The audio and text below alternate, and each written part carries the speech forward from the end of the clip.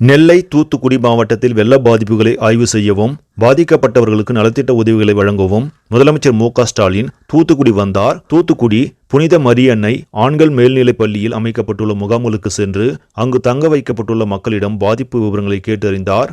தொடர்ந்து வெள்ள பாதிப்புகள் குறித்து ஆய்வு செய்து நிவாரணப் பொருட்களை வழங்கினார்.